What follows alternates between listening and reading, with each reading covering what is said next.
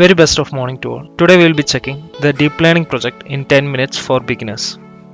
Nowadays, people talk a big deal about deep learning and machine learning. So I thought of debunking the myths about deep learning programming complexity, as well as challenging myself for a 10-minute project. Today I am planning to use the MNES handwritten dataset for the project, and I am using a 4-year-old MacBook Pro without any GPU. So this experiment can be tried by anyone using any ordinary laptop. And coming to my experience, I work in the deep learning team at Intel Corp.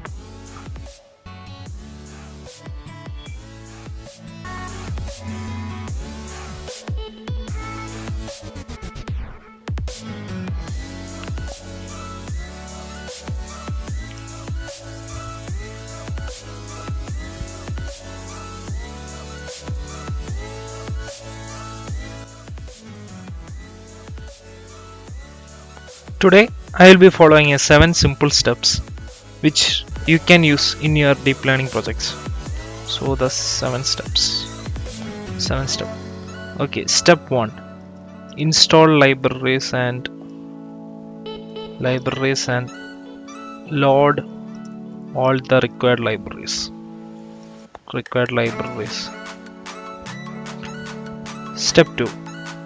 Load datasets and split it. Step 3. Preprocess inputs.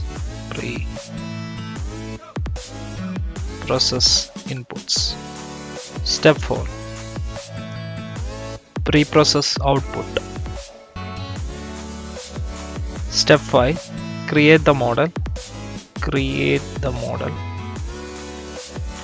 And step 6. Train the model.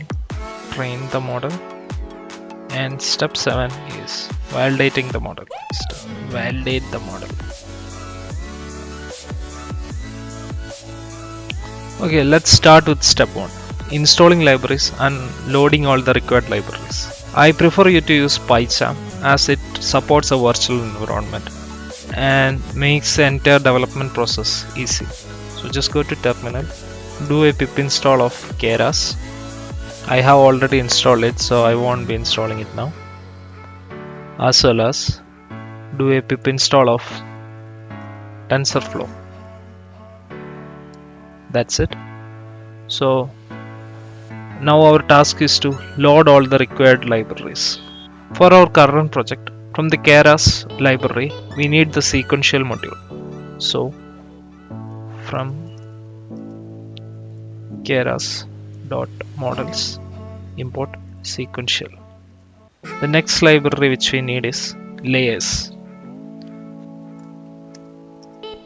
Import dense. Okay. For time being, we will import a dropout layer also. Layers import dropout. As well as we need some NumPy utilities in our project. So from keras.utils import np utilities. Yeah. So our first step is done, installing libraries and loading all the required libraries. Now our second step is load dataset and split it. For our current project, we will be using the Keras dataset. So MNES Keras dataset. This MNES.load data function downloads the dataset as well as splits the dataset into training as well as testing category. That work is done. Now our task is to pre-process the data. So first we have to find the number of pixels in the dataset. Number of pixels will be equal to height into width of the image. Xtrain.shape height into this Xtrain.shape one shows height, represents height. Xtrain.shape 2 represents width.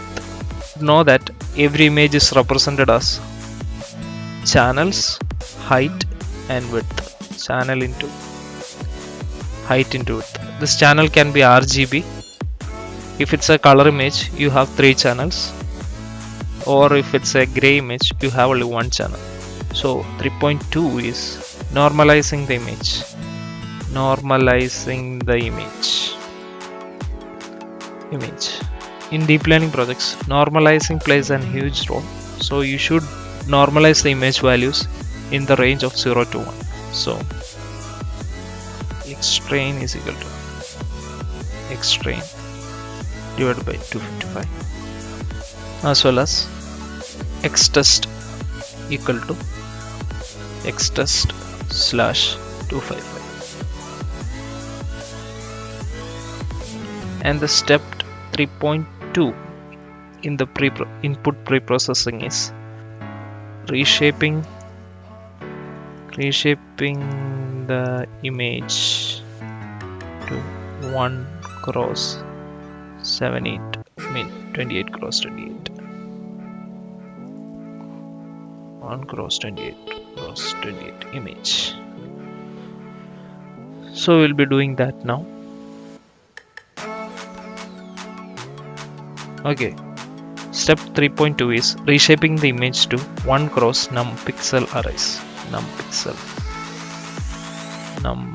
pixel arrays.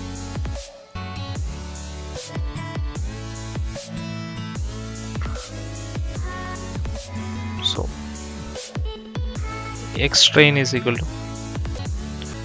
xtrain dot reshape xtrain dot shape of 0 num pixels with type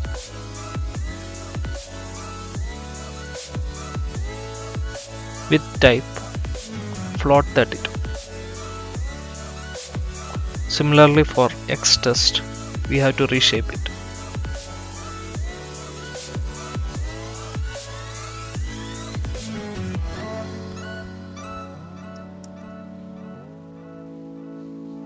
Xtest we have reshaped to 1 cross num pixel array. So our fourth step is preprocessing the output. It's an easier task. There is an inbuilt function in NumPy to perform this task. We will be using ytrain is equal to nputils dot to category. Similarly for ytest,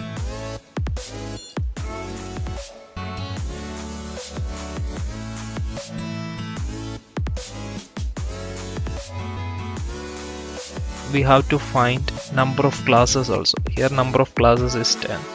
So number of classes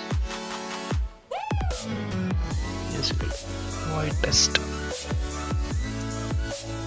dot shape. Now our task is to create the model. So we'll create a baseline model. Baseline.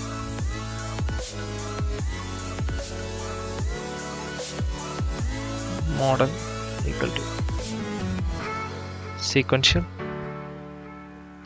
It's very simple. We have to add a layer. Model dot add one dense layer. We are planning to add dense layer of num pixels. Input dimension is also num pixels. We have to set kernel initializer to any, and finally we have to provide the activation function details, which is relu. Model dot add. We have to add the other layer, final output layer, dense layer of num classes. Then kernel initializer will be normal, as well as the activation function will be softmax. Now we have to compile the model. Model dot compile. Now we have to specify how loss to be calculated. Loss equal to categorical cross entropy.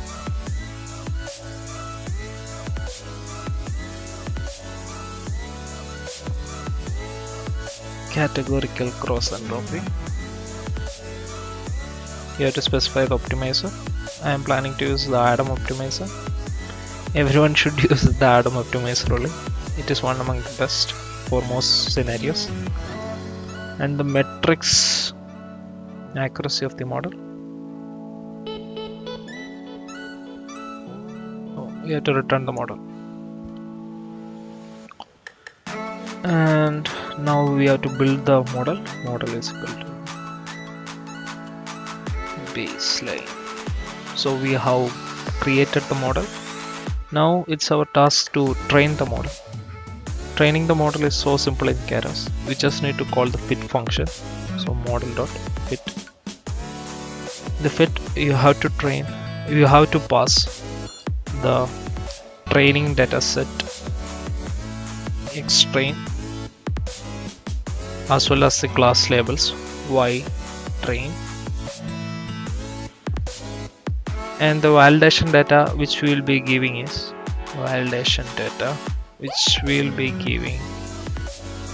is xtest and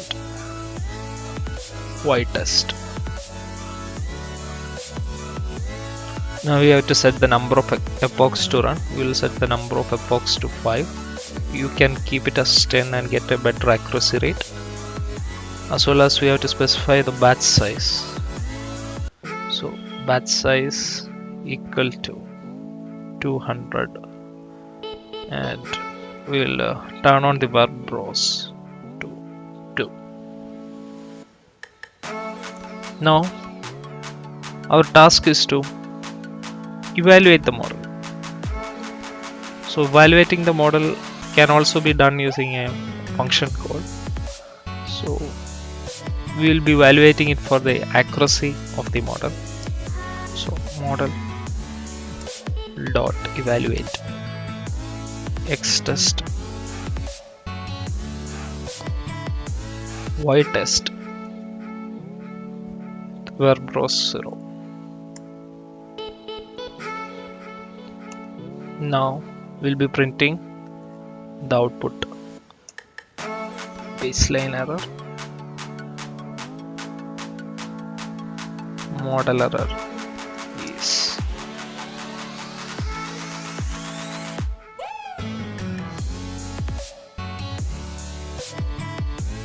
okay. We'll calculate the error here. Error is equal to 100 minus scores. Or 1 into 100. So we'll be passing error here. So that's it. We have completed our coding section. Now we will run the model and see. So to sum up, we have done 7 steps. One is installing libraries and loading all the required libraries. Step 2. So we have done a mistake. Xtext we have reshaped in the wrong size. So xtest. So while training, we will sum up what we have done. Install libraries and load all required libraries. Step 2. Load dataset and split it into xtrain and xtest. I mean the testing category as well as the training category. Now step 3 is preprocessing the input, which includes finding number of pixels as well as normalizing and reshaping the image to 1 cross num pixel arrays. Step 4 is preprocessing the outputs, and step 5 is creating the model. Step 6 is training the model, and step 7 is validating the model. Now we can see that our model error is 2%. Actually, we can increase the accuracy of the model by adding more and more dense layers. The intuitive idea of deep learning is that as we go deeper, the accuracy also goes. So I prefer you to try adding more and more dense layers like this sort of dense layers in the okay. We will add more and more dense layers and check, and most probably the accuracy will go up. And the other way of increasing accuracy is by running it for more and more epochs. If you set the epochs to 10, you will get a better accuracy, as well as reducing the batch size to some 32 or 64 also can help. Now model error is 2%. That means we are having an accuracy of 98%, which is great. Thank you and have a great day. Hope that deep learning is easy for you now.